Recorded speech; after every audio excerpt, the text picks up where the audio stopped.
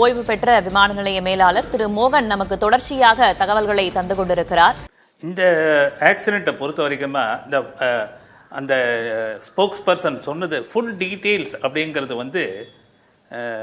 தகவல் மட்டும் இல்லை. இப்படி ஞாபகம் வச்சுக்கலாம். முதல்ல பேசஞ்சர் லிஸ்ட்டு, க்ரூ லிஸ்ட்டு, யாரெல்லாம் க்ரூ மெம்பர்ஸ், யாரெல்லாம் பேசஞ்சர்ஸ், இது ஆல்ஃபபெட்டிக்கல் ஆர்டரில் போடுவாங்க. அதுக்கப்புறம் ஹவு மெனி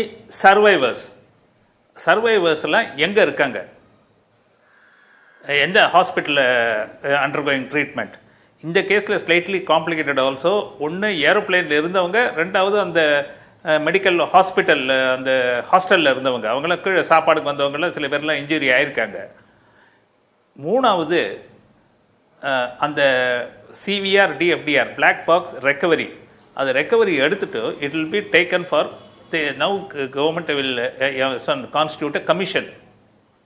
அந்த கமிஷனில் எல்லா ஃப்ளைட் சேஃப்டி டிபார்ட்மெண்ட்ஸும் வரும். ஏர் இண்டியாவுடைய ஃப்ளைட் சேஃப்டி டிபார்ட்மெண்ட் வரும், டிஜிசிஏ இருப்பா, மேனுஃபேக்சரர் மெயின்லி போயிங் கம்பெனி வருவாங்க. ஏன்னா அவங்களுடைய reputation is at stake. So அதனால் இந்த என்கொயரியில் தே வில் ஆல்சோ பார்ட்டிசிபேட். இந்த சிவிஆர் டிஎஃப்டிஆர் உடைய டேட்டாவெல்லாம் கம்ப்ளீட்டாக சிமுலேட் பண்ணி எதனால அந்த ஆக்சிடென்ட் நடந்தது அப்படின்னு அந்த கோர்ட் ஆஃப் என்கொயரி கிளியரன்ஸ் கொடுக்குற வரைக்கும் இந்த ஃபுல் டீட்டெயில்ஸுங்கிறது வராதுமா. இது ரொம்ப முக்கியமானது. ஏன்னா இது லீகல் காம்ப்ளிகேஷன். நடந்த ஃப்ளைட் டொமஸ்டிக் ஃப்ளைட் இல்லை, இன்டர்நேஷ்னலுடைய compensation for passengers very high. Death of பேசஞ்சர்ஸ்க்கெல்லாம் they are now called in different calculations. அதனால் ஈச் அண்ட் எவ்ரி பேசஞ்சருக்கு செட்டில்மெண்ட்டே so many lakhsல வரும். அதுக்கு முன்னாடி it is not due to an airline ஃபால்ட்டுங்கிறது airline should establish itself. So அதனால் இது லீகல் காம்ப்ளிகேஷன்ஸ். எனக்கு அந்த ஸ்போக்ஸ் பர்சன் சொன்ன அந்த ஃபுல் டீட்டெயில்ஸுங்கிறது அந்த கோர்ட் ஆஃப் என்கொயரியோட ரிப்போர்ட் வந்ததுக்கு அப்புறம் தான் தெரியும். முதல்ல உங்களுக்கு ஒரு ஐடியா கிடைக்கும். அந்த என்ன சொல்கிறாங்கனாக்க, இப்போ ஆல்ரெடி நம்மக்கிட்ட ஏற்கனவே வந்துடுது 625 அடி, 58 tons fuel, 242 passengers, then all this basic information வந்துடுது. இப்போ மெயினாக வர வேண்டியது how many survived and what is their status. அந்த death people unfortunately over died in the crash, they have to be identified and then their body has to be handed over to the relatives. அது ஒரு பெரிய legal ப்ராசஸ்மா.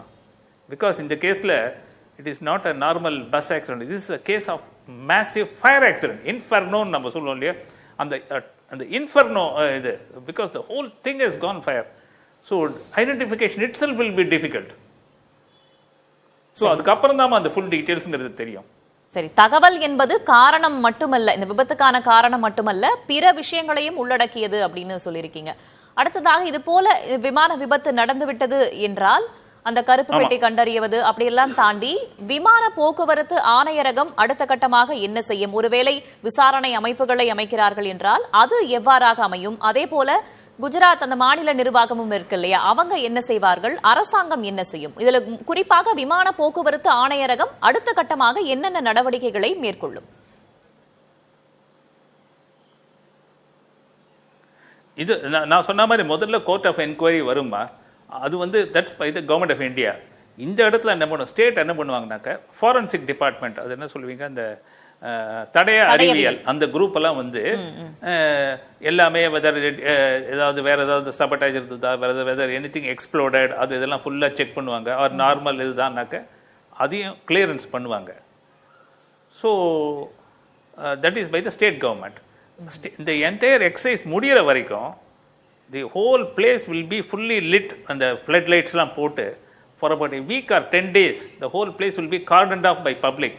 ஏன்னா இப்போ now there are hundreds of media people. மீடியாங்கிற கைஸில் people should not go inside, public should not go inside and disturb the setup. So ஒரு 10 days or 15 daysக்கு the whole place will be cordoned off. சரி, இது ஒரு புறம் இருக்க, ஏர் இந்தியாவுடைய விமானம் தான் இது அப்படின்றதும் குறிப்பிடத்தக்க ஒரு விஷயமாக இருக்கிறது. ஏற்கனவே ஏர் இந்தியா அரசு கிட்ட இருந்தது, தனியார் கிட்ட போனது என்பதான சர்ச்சைகளும் ஒரு புறம் இருக்கின்றன. மறுபுறம் பார்த்தோம் அப்படின்னா ஏர் இந்தியா இன்று பிற்பகல் சொல்லும் போது இன்சிடென்ட் என்று குறிப்பிட்டிருந்தார்கள். அதற்கு பிறகு இன்சிடென்ட் அப்படின்னா சம்பவம் என்று குறிப்பிட்டிருக்கிறார்களே, ஆக்சிடென்டாக இல்லாமல் அப்படின்ற ஒரு கேள்வியும் அப்போது எழுந்தது. பிறகு அவர்கள் விபத்து என்பதை உறுதி செய்து விட்டார்கள். இதனைத் தொடர்ந்து ஏர் இந்தியா நிறுவனத்திடம் என்ன மாதிரியான விசாரணை மேற்கொள்ளப்படுவதற்கான வாய்ப்புகள் இருக்கிறது? இல்லை, இது ஏர் இண்டியா தான். அதாவது இந்த விசாரணையில் ஏர் இண்டியா தான் மெயினாக இருப்பாங்க. அதாவது எப்படின்னாக்க முதல்ல இந்த ஏர்கிராஃப்டுடைய மேனுவல் இருக்கும். அதாவது கம்ப்யூட்டரைஸ்டு இந்த ஏர்கிராஃப்ட் எங்கேருந்து வந்தது. ஃபார் எக்ஸாம்பிள் இந்த கேஸில் ஏர்கிராஃப்ட் வந்து டெல்லி டு அஹமதாபாத் வந்திருக்கு காலையில். அதுக்கப்புறம் ஆஃப்டர் 2 hours ஆர் சம்திங் அது it's going as international flight. அந்த ஃப்ளைட்டில் வந்தபோது அதனுடைய பர்ஃபார்மன்ஸ் எப்படி இருந்தது, அதனுடைய டேட்டா இந்த டிஎஃப்டிஆர்லேயே அதெல்லாம் வந்துடும். அந்த லாக் புக்ஸ் எல்லாம் இருக்கும். whether any snag has been rectified, who certified the aircraft, அதனுடைய புக்ஸ் எல்லாம் கம்ப்ளீட்டாக ஆன் கிரவுண்ட் இருக்கும். அது அப்புறம் ஏர்கிராஃப்டில் எத்தனை பேசஞ்சர் போனாங்க, அந்த பேசஞ்சருடைய லிஸ்ட்டு, அவங்களுடைய பேகேஜ், அவங்களுடைய நேஷ்னாலிட்டி. ஏன்னா other countries are also involve. இந்த கேஸில் நீங்களே சொன்னீங்க Indians, British, Portuguese and Canada இவங்களாம் இருந்திருக்காங்க. ஸோ அந்த கண்ட்ரியோடைய embassy will also be associated. What is their அவங்களாம் யார், அவங்களுடைய டீட்டெயில்ஸ்லாம் எடுக்கணும். மூணாவது there is something called the load and trim sheet. எத்தனை பேசஞ்சர் போனாங்க, எத்தனை கார்கோ ஏற்றினாங்க, whether the permitted weight has been exceed or not. Exceed ஆகவில்லை அப்படிங்கிறதுக்கு வந்து அந்த லோட் அண்ட் ட்ரிம் ஷீட்னு ஒன்று இருக்குது. அது இது எல்லாமே which has been documentally analyzed by DGCA. There is something called performance inspector, inspector of accidents. There are so many அவங்களுக்கு ப்ரோட்டோகால் இருக்குது. அது தவிர ஏர் இண்டியாவுடைய flight safety department will be associated. அதில் மெயினில் எப்படின்னாக்க ஃப்ளைட் ஆப்ரேஷன் டிபார்ட்மெண்ட்டில் அந்த கேப்டன் கடைசியாக ஃபார் எக்ஸாம்பிள் அவர் டெல்லி அஹமதாபாத் லண்டன் அந்த ரூட்டிங்காக இருந்தேன்னா டெல்லியில் வந்தோடனே அவர் பிரெத்லைசர் அண்டர்கோ பண்ணாரா, அவர் வந்து both the pilots and cabin crew அவங்க எல்லாருமே அந்த ஆல்கஹால் டெஸ்ட் நெகட்டிவ் வந்ததா, அதுக்கப்புறம் வந்து ஏர்கிராஃப்டில் ஸ்னாக் இருந்ததா, whether the cabin crew as well as the pilots mandatory checks and trainings எல்லாம், அதாவது ரெஃப்ரெஷர்ஸ் போகணும். Every year they have to go for twice in year they have to go for performance refresher. இதெல்லாம் போயிருக்காங்களா, இது எல்லா document will be analysed and grilled till the details. அதான் நான் சொன்னேன், it is not an enquiry, it is going to be a court of enquiry. So there will be a judge and every issue will be analyzed. அதில் Boeing company also will be associated. ஏன்னா அவங்க வந்து இந்த ஏர்கிராஃப்டுடைய performance அவங்க monitor பண்ணிட்டு இருப்பாங்க. ஏன்னா every day வந்து ஏர்கிராஃப்ட் கோஸ் என்னென்ன நடக்குங்கிறது அவங்களுக்கும் they are also reportable. Round the world அவங்க மேனுஃபேக்சருங்கிறதுனால தே ஆல்சோ ஃபாலோ இட். சரி, நிறுவனம் அப்படின்றத தாண்டி ஏர் இந்தியா என்பதை தாண்டி வேறு யார் யாரெல்லாம் இந்த விசாரணைக்கு உட்படுத்தப்படுவார்கள், அந்த விசாரணை முறை எவ்வாறாக இருக்கும், அல்லது எவ்வளவு நாட்களுக்கு அந்த விசாரணை நடக்கும் சார்? இது வந்து for example Air India main, அவங்க தான் தே ஆர் ஆன்சரபிள். செகண்ட் வந்து airport authority of India. Airport authority of இந்தியாவில் அவங்க கேட்குற அந்த last moments whether he was there அது இருக்கணும். மூணாவது ஃப்ளைட் சேஃப்டி டைரக்டரேட்னு இருக்குது டிஜிசிஏல, அவங்க they will be associated. Aircraft manufacturers, அப்புறம் இந்த இன்டர்நேஷ்னல் சிவில் ஏவியேஷன் ஆர்கனைசேஷன் அப்படின்னு இருக்கு, ICAO-ன்னு. அவங்களுடைய main idea is about development of airports and all that. There is something called IATA also, international air transport association. They will also come. In the sense அவங்க எல்லாருமே எதனால இது நடந்தது, இனிமேல் எப்படி இது நடக்காமல் இருக்கணும் அப்படிங்கிறது. It's going to be a massive exercise. என்னை பொறுத்த வரைக்கும் it may take around 6 months for the final report to come. நாளைக்கு அந்த கமிஷன் ஆஃப் என்கொயரி போட்டுருவாங்க. ஓகே, கிட்டத்தட்ட 6 மாதங்கள் ஆகலாம் விசாரணை அமைப்பு அமைச்சாலுமே கூட. Inquiry period is over, then வந்து the settlement issue will take place. கிட்டத்தட்ட 6 மாதங்கள் கழித்து தான் இந்த விசாரணை நிறைவடைவதற்கான வாய்ப்புகள் இருக்கு அப்படின்னு சொல்றீங்க. இதுக்கு முன்னாடி நீங்க சொல்றீங்க விமானியுடைய அந்த செக் மருத்துவ பரிசோதனைகள் பத்தி எல்லாம் சொல்லியிருந்தீங்க இல்லையா? ஒரு விமானி ஒரு விமானத்தை இயக்குவதற்கு முன்பு என்னென்ன பரிசோதனைகளை அவர் கண்டிப்பாக செய்தாக வேண்டியது இருக்கிறது, அதாவது கண்டிப்பாக செய்தாக வேண்டிய அப்படின்ற மருத்துவ பரிசோதனைகள் எத்தனை காலத்திற்கு ஒரு முறை அவருக்கு செய்யப்படும், அதற்கான ப்ரொசீஜர்ஸ்லாம் என்ன சார்? அம்மா நீங்கள் வந்து அதாவது ஒரு பைலட்னு எடுத்தாருன்னா இப்போ வீட்டிலேருந்து அவர் கிளம்பி ஏர்போர்ட்டுக்கு வந்துட்டாருன்னா அவங்க ஆப்ரேஷன்ஸ் டிபார்ட்மெண்ட்ங்கிற இடத்துக்கு வருவாங்க. அந்த எல்லாருமே pilot, co pilot, cabin crew எல்லாருமே அந்த ஆப்ரேஷன் டிபார்ட்மெண்ட்டில் டாக்டர்ஸ் இருப்பாங்க. The doctors will ask them to blow. நம்ம போலீஸ்காரன்லாம் நம்ம பிரெத்லைசர் பார்க்குறான்ல, அதே almost identical but much more sensitive. அது பார்ப்பாங்க. This has to be repeated for every departure. இப்போ அவங்க ஏர்கிராஃப்ட் விட்டு வெளியில் போயிட்டாங்கன்னா again they have to undergo fresh breathalyser. இந்த கேஸில் I think they come all the way from Delhi to Ahmedabad and on ground and then they are going Ahmedabad to London. இது எல்லாமே பண்ணும். இதுக்கப்புறம் எல்லா கேபின் க்ரூ பைலட்ஸ் எல்லாமே every year they go for annual medical checks. அதாவது நம்ம ஃபேமஸ் ஹாஸ்பிட்டல்ஸ் இருக்குல்ல, பெரிய பிராண்டட் ஹாஸ்பிட்டல்ஸ் இருக்கும். அதை தவிர every alternate year there is something called I think AFMC, Armed Forces Medical Hospital, which is the private hospitals oda influence edu vandirukudadungiradhanaல strict medical influence is there in Bangalore and Delhi. Adallam kuda where Air Force parameters are applied for normally they do for vision test, cardiac problems or anything which affects the psyche of the pilot. அவருடைய ரிஃப்ளெக்ஸஸை இதை affect பண்ணுமா அப்படிங்கிறதெல்லாம். These are all very rigorous. நம்ம நார்மலாக ஒரு bank எம்ப்ளாய்க்கு இருக்க மாதிரி அவருக்கு சுகர் இருக்குது, அவருக்கு பிளட் ப்ரெஷர் இருக்குன்னு சொல்ல முடியாது. அந்த மாதிரி வந்து they will be grounded, they will lose their license. விமானி என்பதை தாண்டி ஒரு விமானம் புறப்பட்ட பிறகு விமானியோட தொடர்பில் இருக்கக்கூடிய அந்த விமான கட்டுப்பாட்டு அறை இருக்கு இல்லையா, அதுல எத்தனை பேர் விமானியோட தொடர்பு கொள்வார்கள்? ஏதேனும் சிக்கல் இருக்கும் பட்சத்துல விமான கட்டுப்பாட்டு அறையிலிருந்து எங்கெங்கெல்லாம் தகவல் தெரிவிக்கப்படும்? அடுத்தடுத்து என்ன ப்ரொசீஜர்ஸ் இருக்கும் sir? See, air traffic control will have a team of officers. அந்த சமயத்தில் கண்ட்ரோல் பிட்னு ஒன்று இருக்கும். அந்த கண்ட்ரோல் பிட்டில் யார் இருக்காங்கன்னு பார்க்கணும். அந்த சமயத்தில் அவர் என்ன பண்ணுவார்னா, ஐ மீன் this is I am telling you a little theoretically, and I have seen it how it has to be done. இப்போ நார்மலாக ஒரு ஃப்ளைட் ஏறின உடனே some sort of hydraulic system or something like that அந்த aircraft is returning to the பேனா. இப்போ for example Madras ஏர்போர்ட்டில் போயிட்டு அவங்க அப்படியே நேராக அந்த ஃபார் எக்ஸாம்பிள் இது ட்ரைடன்ட் எண்ட்லேருந்து போகிறாங்கனாக்கா போயிட்டு ஒரு இடத்துல டேக் ஆஃப் பண்ணிவிட்டு ஏதாவது problem இருக்குன்னாக்கா they will go to the cost, come through tidal park and then land wired and then land இன் சென்னை. அதுக்கு முன்னாடி முதல்ல சொல்லிடுவாங்க எனக்கு ஹேவிங் ப்ராப்ளம்னு. அந்த மாதிரி இருந்ததுனாக்கா தே வில் கெட் ப்ரையாரிட்டி. முதல்ல ப்ரையாரிட்டியில் வந்து லேண்ட் பண்ணுவாங்க வந்து. ஸோ அது வந்து ஏடிசி முதலே சொல்லிடுவோம், இதை தயார் பண்ண அதை தயார் பண்ணு. இந்த மாதிரி ஏர்கிராஃப்ட் இன் டேஞ்சர் மே டே அப்படிங்கிறது வந்து சொல்லக்கூடாது. அதாவது இதுக்கு மேலே எனக்கு வாழ்க்கையில் எதுவுமே இல்லை, ஐ ஆம் அவுட் அப்படிங்கிறது தான் மே டே. அந்த மே டே சிச்சுவேஷன் வந்த உடனே தி ADC would have pressed the panic, we call it panic button. Panic button அடிச்ச உடனே the entire airport will go on siren, the entire local administration, police, your police control room will be directly in contact on wireless. Through that all medical hospitals and through that your national the பேரிடர் மேலாண்மை குழு. In fact in the case I could see some army personnel in uniform, so I think they must have moved a battalion also in that. இப்போ Madras airport பக்கத்தில் வந்து இருக்கு officers training academy இருக்கு இல்லையா, அந்த மாதிரி they will indent people from there. நிச்சயமாக பல்வேறு தரப்பினரும் அந்த மீட்பு பணிகளில் ஈடுபட்டு வராங்க. தொடர்ந்து சொல்லுங்க.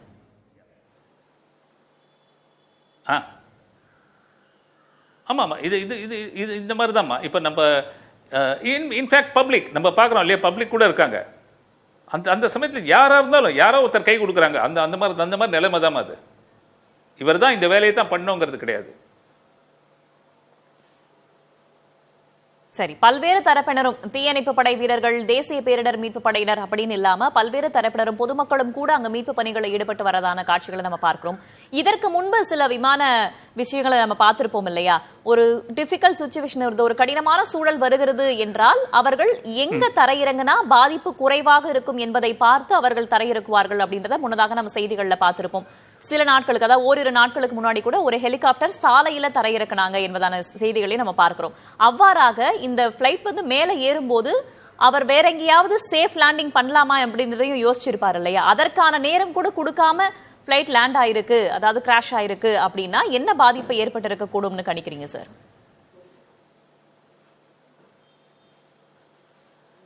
என்னை பொறுத்த வரைக்கும் I think he must have lost the power. அதாவது ரெண்டு இன்ஜினுமே ஸ்டால் ஆயிருக்கும்னு நினைக்கிறேன். ஃபார் எக்ஸாம்பிள் நீங்கள் இன்டர்நெட்டில் போய் பார்த்தீங்கன்னாக்க அமெரிக்காவில் ஒரு ஏர்பஸ் 320 யுனைடெட் ஏர்லைன்ஸ் நினைக்கிறேன், அந்த pilot when he lost both the engines அவர் பக்கத்தில் ஹட்சன் ரிவரில் வந்து லேண்ட் பண்ணுறாரு. அப்படியே ஒன்று கூட ஸ்க்ராட்ச் கிச் இல்லாமல் பேசஞ்சர் எல்லாம் சேஃபாக ரிவரில் வெளில வந்துட்டாங்க.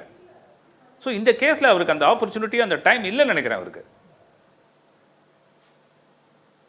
சரி, புறப்பட்ட சில நிமிடங்களிலேயே, அதுவும் மேடே கால் கொடுத்த அடுத்த சில நொடிகளிலேயே விமானம் விழுந்து நொறுங்கினதுனால அந்த சின்ன நேரம் கூட அவருக்கு விமானிக்கு கிடைக்காமல் இருந்திருக்கலாம் அப்படின்றது உங்களுடைய கணிப்பாக இருக்கு. முழுவதுமான விவரங்களை சீக்கிரமா அவங்க வெளியிடுவாங்க அப்படின்னு நம்ம எதிர்பார்க்கலாம். இப்போ விமான போக்குவரத்து ஆணையரத்தை பொறுத்தவரையில் இந்த விஷயத்திற்கு பிறகு, இந்த ஒரு விபத்திற்கு பிறகு, இத்தனை உயிரிழப்புகளுக்கு பிறகு என்ன மாதிரியான மாற்றங்களை கொண்டு வருவதற்கான வாய்ப்பு இருக்கு அப்படின்னு நீங்க கணிக்கிறீங்க இப்பொழுது நடந்த விஷயங்களை பொறுத்தவரைக்கும்? ஏன்னா அந்த விமானம் புறப்பட்ட அடுத்த சில நிமிடங்களிலேயே கட்டுப்பாட்டை இழந்திருக்கிறது. விமானி மேடே கால் கொடுத்திருக்கிறார், இருந்தாலும் அங்கு விழுந்து நொறுங்கி இருக்கிறது. இதனைத் தொடர்ந்து விமான போக்குவரத்து ஆணையரகம் தரப்பிலிருந்து என்ன மாதிரியான அறிவுறுத்தல்கள் கொடுக்கப்படுவதற்கான வாய்ப்பு இருக்கிறது இனி வரக்கூடிய நாட்கள்ல? இல்ல, இப்போ இந்த recommendations, what ever the recommendations which are given by the commission of inquiry will be sent to DGCA and DGCA will give its recommendations. They have no choice. It has to be complied with. சரி, விமான போக்குவரத்து ஆணையரமும் இது தொடர்பாக அடுத்தடுத்த நடவடிக்கைகளில் ஈடுபட இருக்கு. இப்ப அரசு தரப்பிலிருந்து என்ன மாதிரியான நகர்வுகள் மேற்கொள்ளப்படுவதற்கான வாய்ப்புகள் இருக்கு அப்படின்னு பார்க்கலாம். ஏன்னா இப்போ விசாரணை அப்படின்னு நம்ம சொல்லியிருந்தோம், விமான போக்குவரத்து ஆணையரகம் தரப்பிலிருந்து விசாரணை மேற்கொள்வதற்கான வாய்ப்புகள் இருக்கிறது. தொடர்ச்சியாக விசாரணை மேற்கொண்டு 6 மாதங்களுக்கு பிறகாகத்தான் அது தொடர்பான முழுவதுமான விவரங்கள் வெளிவரும் அப்படின்னு சொல்லியிருக்கீங்க இல்லையா? அரசாங்கம் தரப்பிலிருந்தும் விமான போக்குவரத்து ஆணையரகம் தரப்பிலிருந்தும் அது தொடர்பாக என்ன மாதிரியான விஷயங்கள் முன்னெடுக்கப்பட வாய்ப்பு இருக்கு சார்?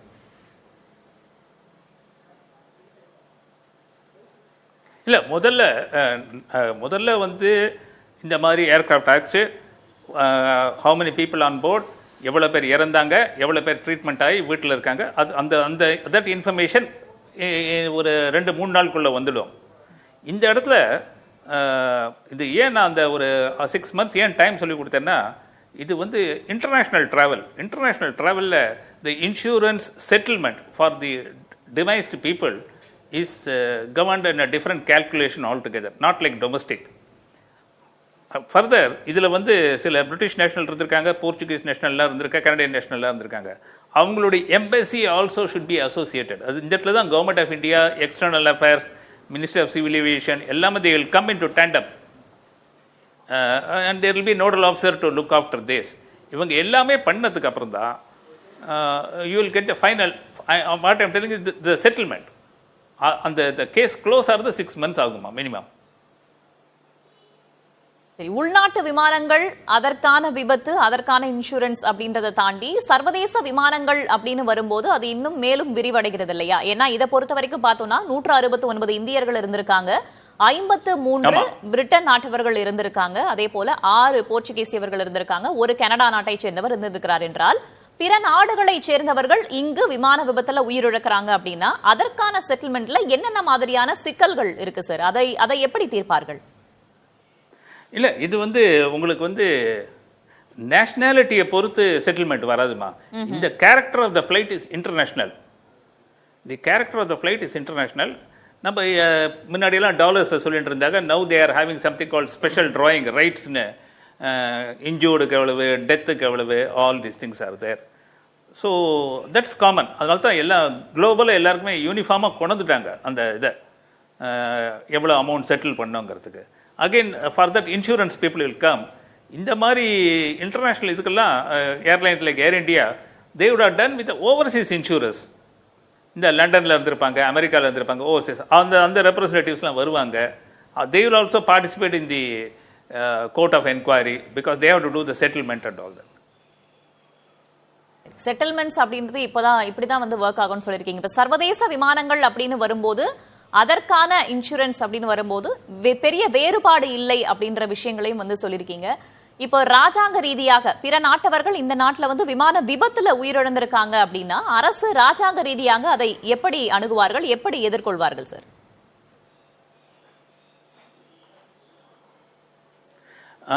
இப்போ வந்து கவர்மெண்ட் ஆஃப் இந்தியா, இப்போ ஃபார் எக்ஸாம்பிள் பிரிட்டிஷ் நேஷனல்னாக்க the British embassy will liaise with us. அவங்களுடைய பாஸ்போர்ட் டீட்டெயில்ஸ்லாம் நம்ம இமிக்ரேஷனில் ஏற்கனவே இருக்கும். அவங்களுடைய ரிலேட்டிவ்ஸை காண்டாக்ட் பண்ணி then they should bring them from அங்கேருந்து அந்த யூகேனாக்க யூகேலேருந்து இந்தியாவுக்கு கொண்டு அவங்கக்கிட்ட ஃபார்முலா ஹேண்ட் ஓவர் பண்ணணும். தி ஏர்லைன் ரெஸ்பான்சிபிலிட்டி அது. ஸோ அதுக்காக தான் government of India, ministry of external affairs, Indian embassy in the respective countries, they will all work in tandem to address this. வெளியுறவுத்துறை மூலமாக சர்வதேச விமானத்துல இந்த மாதிரி விபத்துல உயிரிழக்கிறவங்களை வெளியுறவுத்துறை மூலமாக அந்த விஷயங்கள் அணுகப்படும் அப்படின்னு சொல்லியிருக்கீங்க. தற்போது மற்றொரு அண்மை செய்தியை நம்ம பார்க்கிறோம். அகமதாபாத்துடைய காவல்துறை அதிகாரி ஒரு தகவல் தெரிவிச்சிருக்காரு. யாரும் உயிர் பிழைத்திருக்க வாய்ப்பில்லை அப்படின்னு ஒரு தகவல் தெரிவிச்சிருக்காரு. முன்னதாகவே நீங்க சொல்லியிருந்தீங்க இந்த விபத்துல யாராவது உயிர் பிழைத்திருந்தால் அது கடவுளுடைய அனுகிரகமாக இருக்கும் அப்படின்னு நீங்க சொல்லியிருந்தீங்க. தற்போது யாரும் உயிர் பிழைத்திருக்க வாய்ப்பில்லை அப்படின்ற ஒரு விஷயமும் அவர் சொல்லியிருக்காரு. எப்படி பார்க்கிறீங்க sir?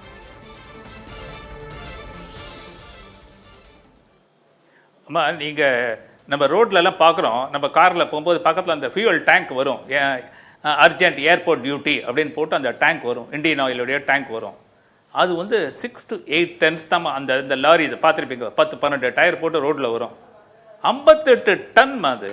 And also aircraft going around 700 km/h crash ஆகும்போது அது எந்த பவரில் வந்து விழும், அந்த ஸ்பார்க்கில் 58 டன் இருக்கிற அவ்வளோ 58 tons of aircraft turbine fuel at a very high purified rate of 0.7576 specific gravity. எனக்கு வந்து அதான் சொன்னேன், உங்களுக்கு வந்து யாராவது பிழைத்திருந்தால் அது வந்து அவங்களுடைய கடவுளுடைய அருளால் தான். சரி, ஆனால் விமான விபத்தில் யாரும் உயிர் பிழைத்திருக்க வாய்ப்பில்லை அப்படின்னு அகமதாபாத்தை சேர்ந்த காவல்துறை அதிகாரி ஒருத்தர் சொல்லியிருக்காரு என்பதான ஒரு அண்மை செய்தியுமே நம்ம பார்க்கிறோம். முன்னதாக இந்த போயிங் 787 ரக விமானம் பத்தி டெல்லியிலிருந்து அகமதாபாத்திற்கு வந்த பயணி ஒருவரும் புகார் தெரிவித்து எக்ஸ் தளத்திலையும் பதிவிட்டிருக்காரு. அங்க ஏசி வேலை செய்யல, டிவி வேலை செய்யல என்பதான விஷயங்களை அவர் குறிப்பிட்டு எக்ஸ் தளத்திலையும் பதிவிட்டிருக்காரு. இந்த மாதிரி சின்ன சின்ன குறைகள் இருந்திருந்தால் முன்னதாகவே அந்த அடையாளம் காணப்பட்டிருக்க வேண்டும் அல்லவா? அதற்கான ஒரு பொறுப்பும் ஏர் இந்தியா நிறுவனத்திற்கு தானே இருக்கிறது.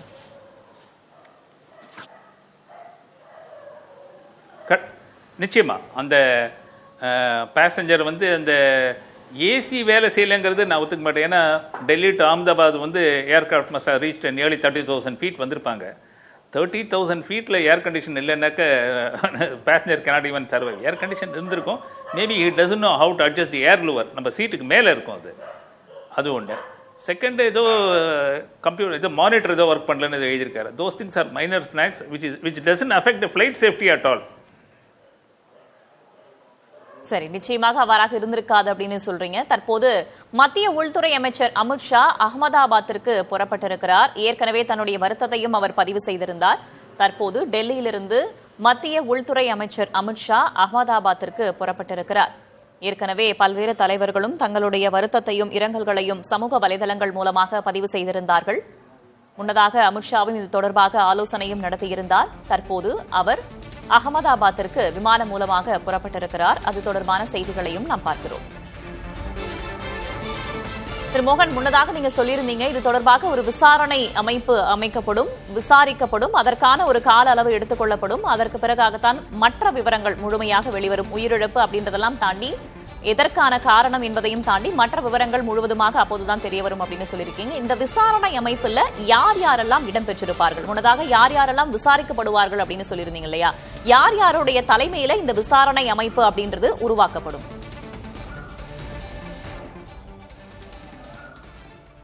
பொதுவா இந்த கோர்ட் ஆஃப் என்கொயரி நம்ம எல்லா கமிஷன் மாதிரிதாம்மா. ஒரு உச்ச நீதிமன்ற நீதிபதி இருப்பார். அவர் வந்து he'll be the man in commission. அவர் அசிஸ்ட் பண்ணுறதுக்கு சம் மெம்பர் செக்ரட்டரி, யாராவது சம் ஜாயிண்ட் செக்ரட்டரி லெவலில் they will be assisting the commission. ஆனால் each and every activity of this aeroplane VTANB registration will be grilled till the end, including the Delhi to Ahmedabad. The Delhi to Ahmedabad அந்த flight வந்தபோது அதை clear பண்ண engineer, அதனுடைய load sheet போட்ட அந்த load and trim sheet போட்டவங்க, அந்த fuel பண்ணவங்க. ஏன்னா அந்த ஏர்க்ராஃப்டுடைய ஃபியூயலில் வந்து கேரி ஃபார்வர்டாக இருக்கும் அந்த ஃபியூயல். அந்த ஃபியூயலுடைய பியூரிட்டி செக் பண்ணவங்க, அஹமதாபாத்தில் ஃபியூயல் பியூரிட்டி செக் பண்ணவங்க, ஃபியூயல் லோட் பண்ணவங்க எல்லாருடைய, and also all their records including pilot எப்போ ரெஃப்ரிஷர் அட்டன் பண்ணார், எப்போ he underwent medical, including co pilot, your cabin crew, everybody. இதில் வந்து கேட்ரிங் டிபார்ட்மெண்ட்டில் வந்து கேட்ரிங் லோட் பண்ணியிருப்பாங்க. அது வந்து whether it has undergone all the safety security measures. ஏன்னா இது வந்து நம்ம मैगजीन இருக்க மாதிரி ஒரு சென்சேஷனை கிரியேட் பண்ணக்கூடாதே தவிர every angle whether it is नजदीक के सगाओं में होते हैं. आपसे रिक्वेस्ट है कि आप डीएनए सैंपल के लिए कसौटी भवन में बनी हुई व्यवस्था पर अपने सैंपल दें ताकि दुर्घटना के जो विक्टिम है उनका आइडेंटिफिकेशन जल्दी से हो सके.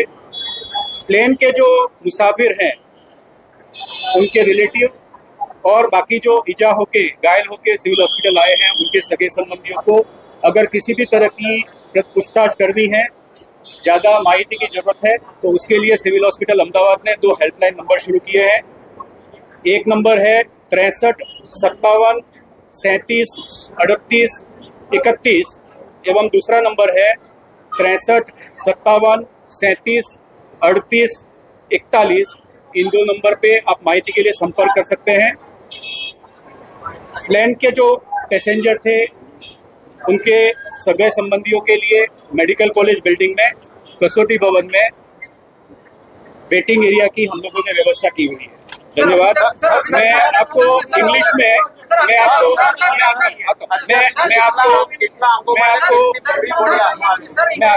आपको इंग्लिश में अगर आप में से चाहते हैं.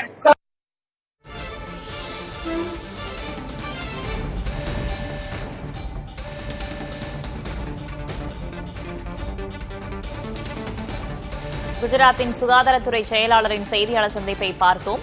எவ்வளவு பேர் மருத்துவமனையில் அனுமதிக்கப்பட்டிருக்கிறார்கள், அவர்களுக்கு என்ன மாதிரியான சிகிச்சை வழங்கப்பட்டு வருகிறது, அங்கு இருக்கக்கூடிய சூழல் என்ன என்பது போன்ற பல்வேறு விஷயங்களை அவர் பகிர்ந்திருக்கிறார்.